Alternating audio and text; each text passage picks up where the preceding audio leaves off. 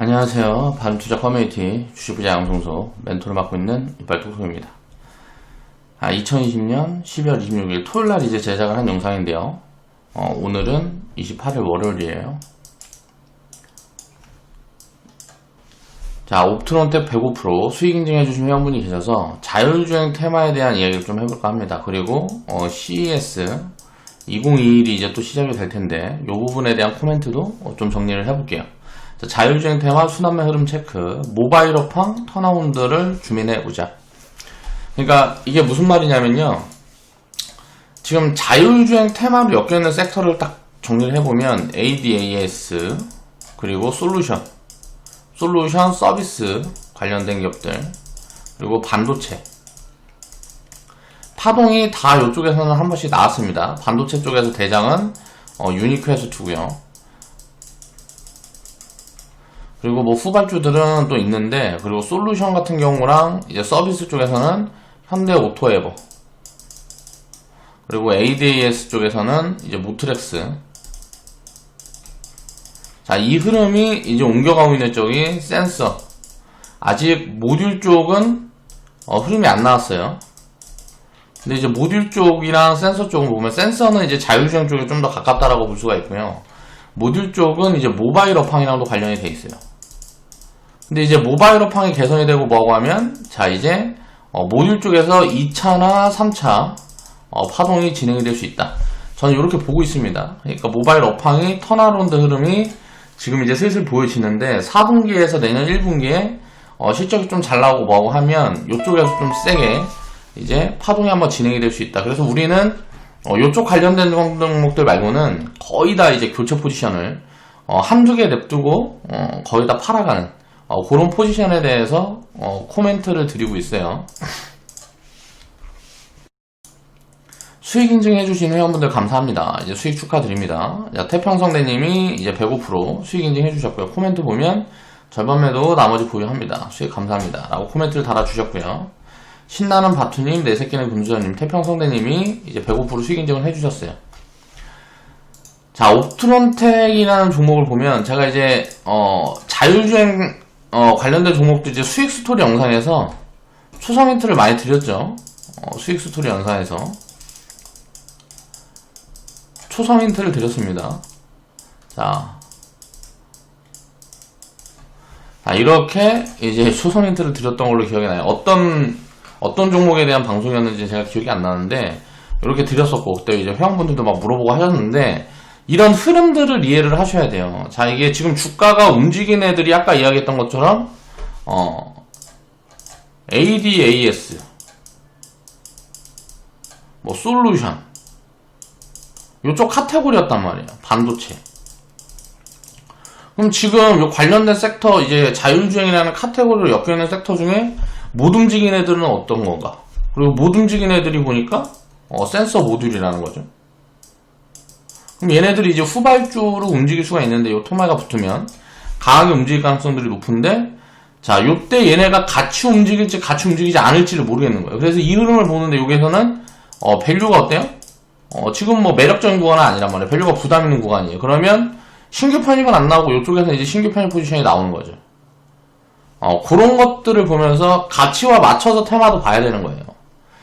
테마 같은 경우는 주가가 이제 미리 땡겨서 이제 보통 반영을 하기 때문에 2, 3년, 5년 흐름을 미리 땡겨서 반영을 하는 경우들이 많기 때문에 흐름들을 미리 읽고 이제 테마가 붙었을 때 팔아나가는 그런 포지션 대응들을 해야 되는 거예요. 그런데 보통 사람들은 이슈가 붙고 이제 주가가 막 움직이기 시작할 때 거기에서 단타 좀 해보겠다고 이제 샀다 팔았다 하다 보니까 거의 실패를 하는 확률이 굉장히 높은 거고요. 항상 그럼 편안하게 이제 모아갈 수 있는 포지션과 그렇지 않은 포지션들을 구분해낼 수가 있어야 됩니다. 그런 것들을 이해를 하고 보셔야 되고요. 자율주행 테마가 보면 1차 파동에서 트리거로 작용했던 부분은 테슬라 배터리에 대해서였죠.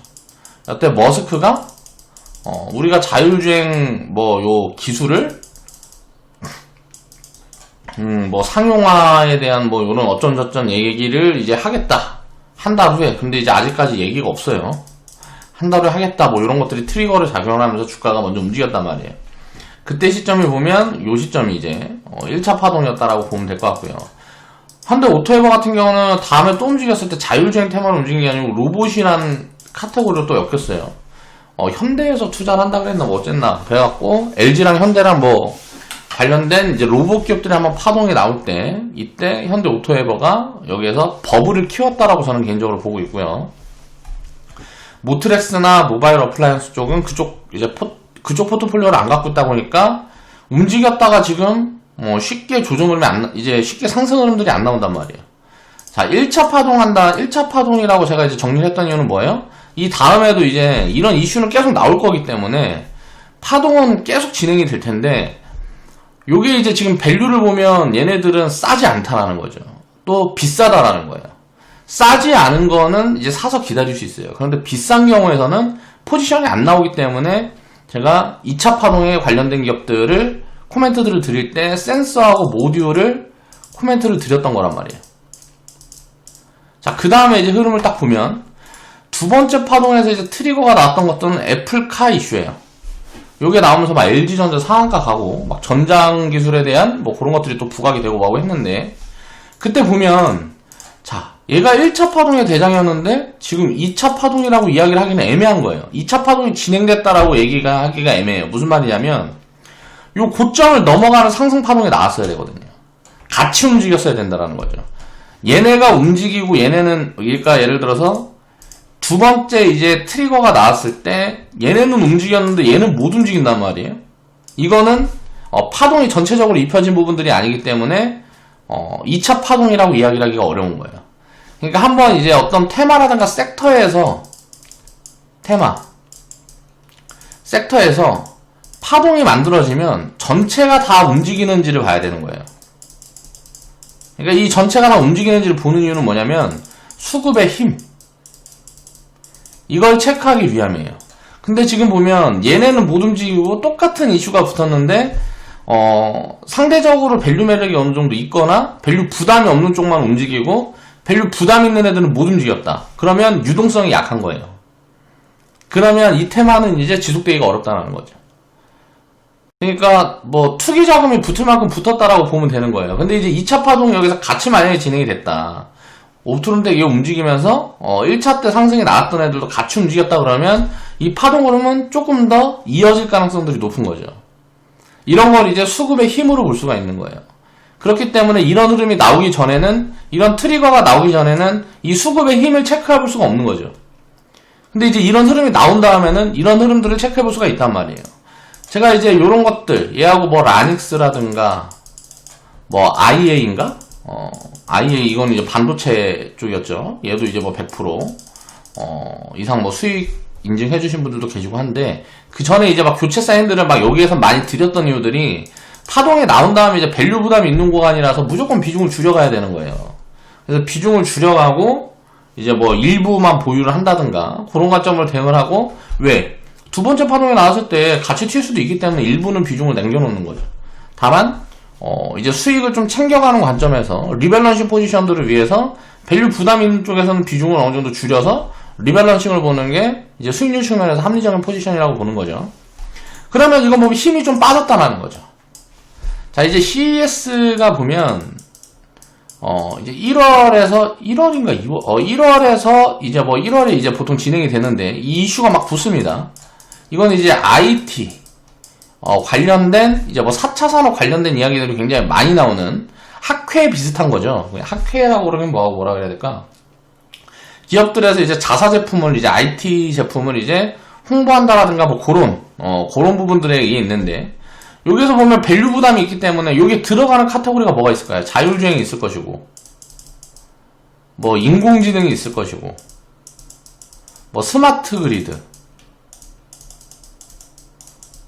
로봇 또 IT 기기니까 뭐 폴더블 폰이라든가 뭐 롤러블 폰이라든가 요런 것들이 이슈가 붙을 거란 말이에요. 그러면 자율주행 쪽은 일단 밸류 부담이 있기 때문에 이쪽은 오히려 이런 이슈가 붙었을 때 고점에 진행이 될 가능성들이 높은 거예요. 밸류 부담이 이제 만들어지는 구간이니까.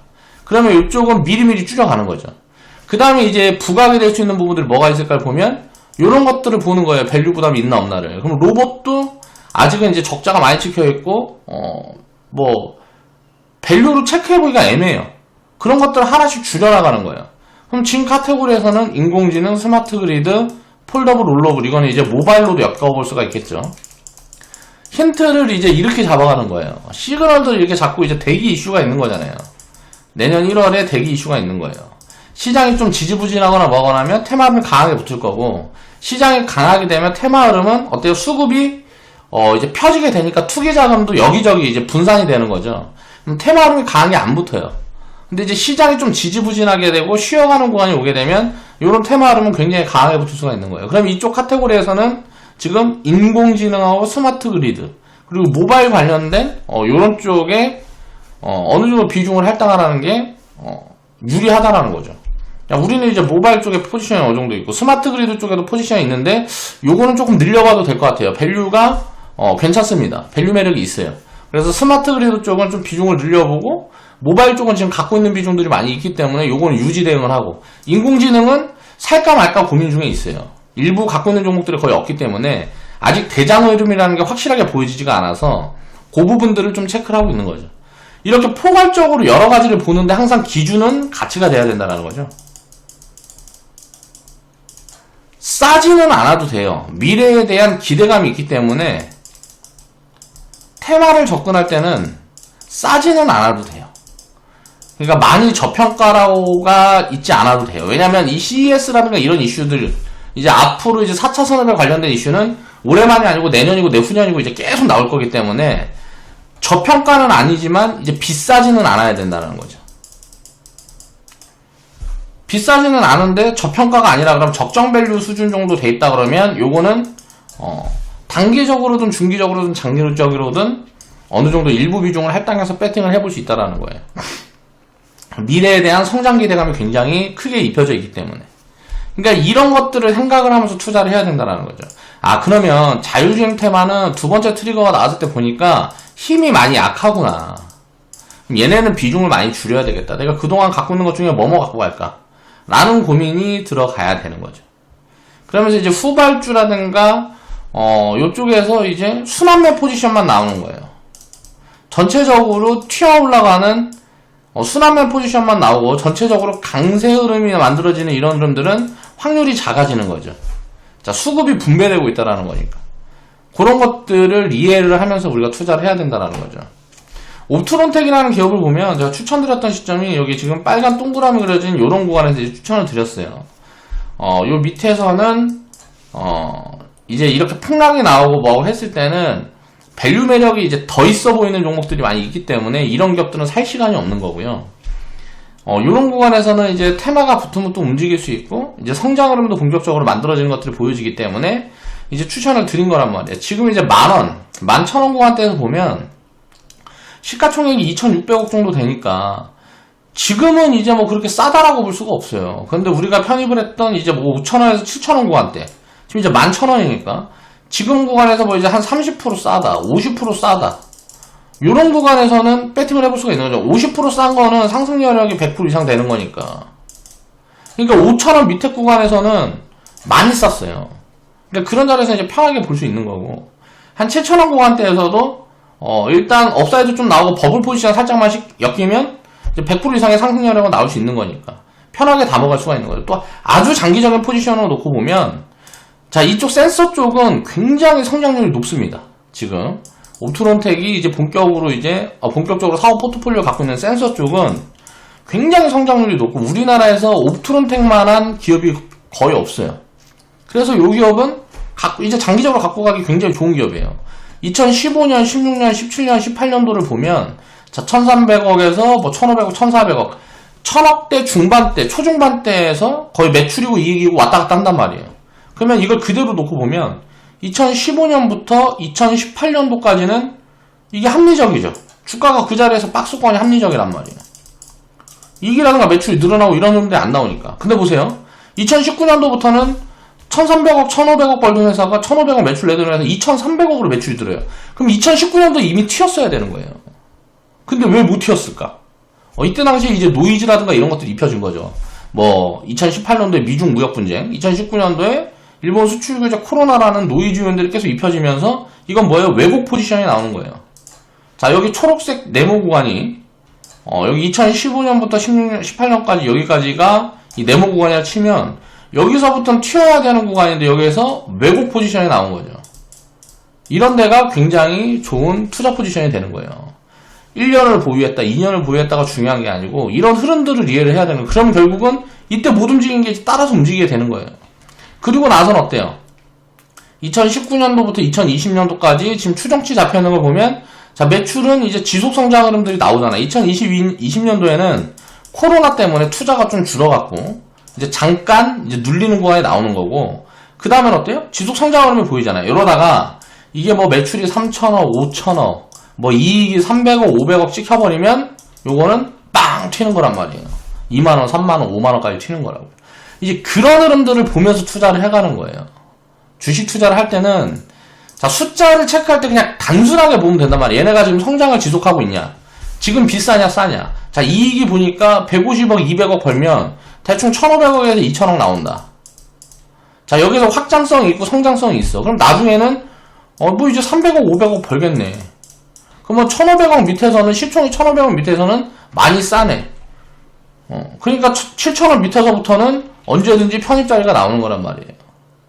이런 포지션들을 놓고 생각을 해야 되는 거. 테마도 그냥 단순 테마로만 보는 게 아니에요.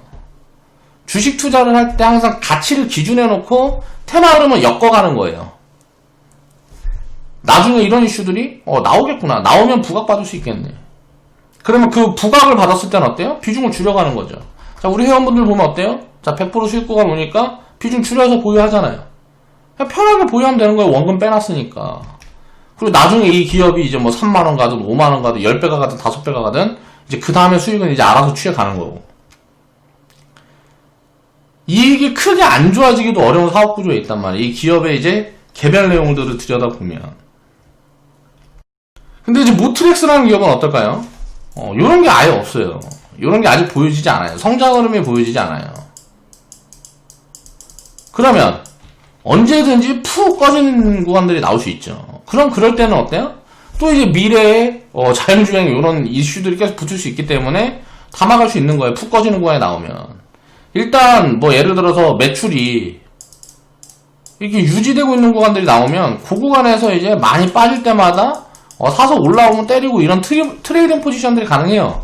그러다가 이익이라든가 성장이라든가 이런 것들이 본격적으로 늘어나는 흐름들이 보일 때는 이때부터는 중간에 트레이딩 포지션을 보는 게 아니고 보유 포지션으로 보는 거예요.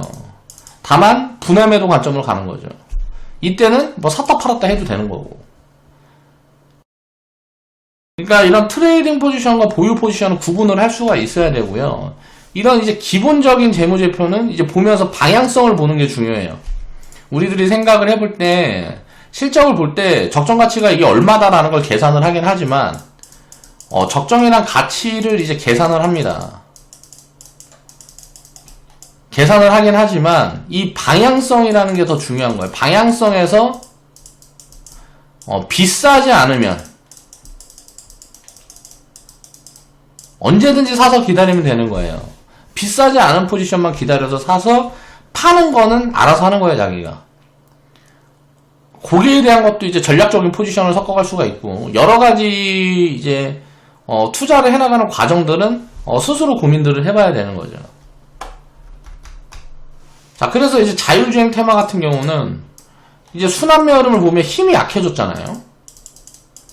자, 그러면 이제 CES, 뭐 2021 이제 시작이 될 거고, 그 다음에 JP모건 헬스케어가 있어요.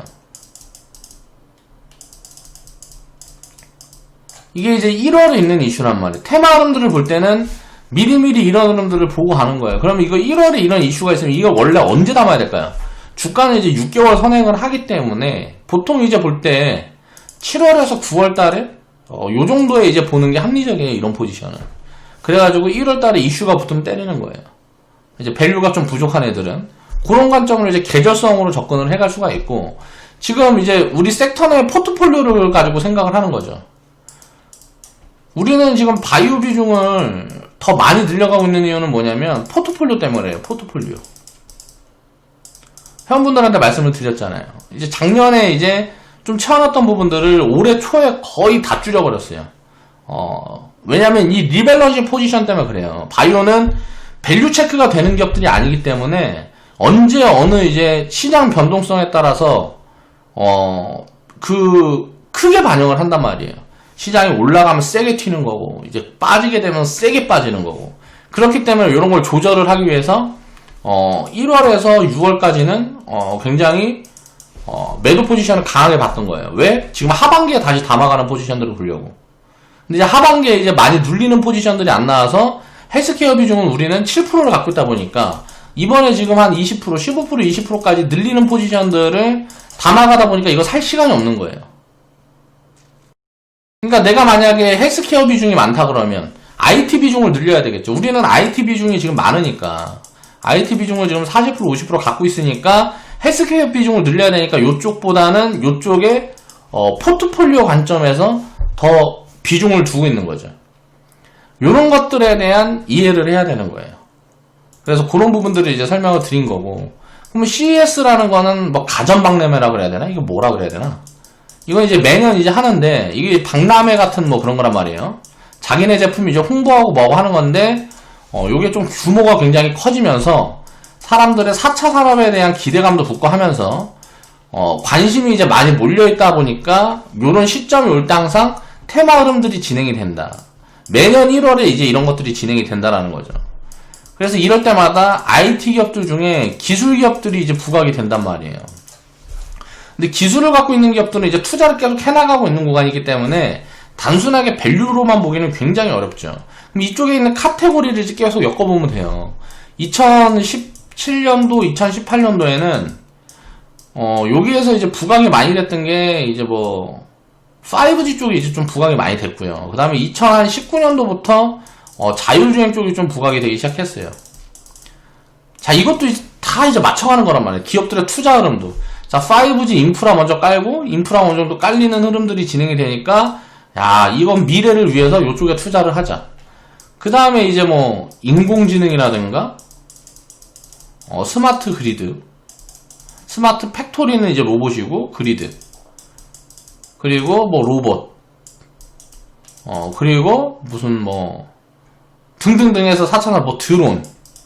뭐, 이런 것들이 산업의 흐름에 따라서 그때그때 부각되는 이슈들이 다르겠죠. 그럼 이 안에서, 이 카테고리 안에서 전체적인 이제 밸류 체크를 해보는 거예요. 그래서 비싸지 않은 거 골고루 사놓고 이런 이슈들이 붙었을 때 비중을 좀 줄여가고 하게 되면 좋은 트레이딩 포지션이 된단 말이에요. 근데 이런 것들은 전략적인 부분으로 포트폴리오에 섞어가는 거지 포트폴리오의 주가 되면 안 됩니다. 자, 이거는 이제 결국은 헬스케어보다는 조금 더 안전성이 높지만 바이오 쪽보다는 안전성이 높아요. 밸류 체크를 해나가기가 굉장히 어렵죠. 그러니까 저평가가 확실하게 만들어져 있는 섹터가 아니에요. 고밸류를 받고 간단 말이에요. 그렇기 때문에 비싸지 않은 것들만 관심을 가지는 게 굉장히 중요한 거예요. 그런 쪽에서 비싸지 않기 때문에 또 상승이 많이 나올 수 있고, 만약에 2021년도에 이쪽 관련된 테마라든가 뭐 이런 것들이 많이 붙어서 밸류를 많이 높여가지고 버블을 확장해놨다. 그럼 2022년도에는 아예 보면 안 되는 거예요. 이쪽에 버블이 많이 있으면 2022년도에는 오히려 꼭지 신호가 나올 수 있어요. 이런 이슈가 붙으면서 그때부터 팔기 시작하는 거죠. 결국은 주가는 가치를 기준으로 가기 때문에 그래요. 제가 이제 밸류레이션을 해보면 자율주행 쪽은 비싸니까 보면 안 된다고요. 자, 5G 쪽은 이제 뭐 이슈가 많이 붙기도 조금 애매해요. 근데 뭐 이제 6G라든가 뭐 다른 쪽에 뭐 이슈는 붙을 수 있겠지만, 인공지능 싸니까. 스마트 그리드 비싸지 않아요. 인공지능 싸지는 않지만, 비싸다고 보기도 어려우니까. 성장 밸류를 놓고 봤을 때. 지금 스마트 그리드 쪽은 제가 봤을 땐 싸요. 그리고 로봇은 지금 비싸니까 이것도 보면 안 되겠죠. 자, 드론 쪽은, 요건 조금 카테고리가 많아요. 드론 쪽은. 그래서 요런 쪽들은, 조금 어느 정도 관심을 가져볼 수 있는 거고. 이런 걸로 가치를 판단을 기준으로 해서 테마 흐름도 고민을 해야 된다는 거예요. 그래서 이런 오늘은 이제 테마 흐름에 대해서 우리가 전략적 포지션들을 취해갈 때 어떤 부분들을 살펴야 되는지 그런 것들에 대한 이야기를 좀 해봤습니다. 자, 오늘 방송 마무리할게요.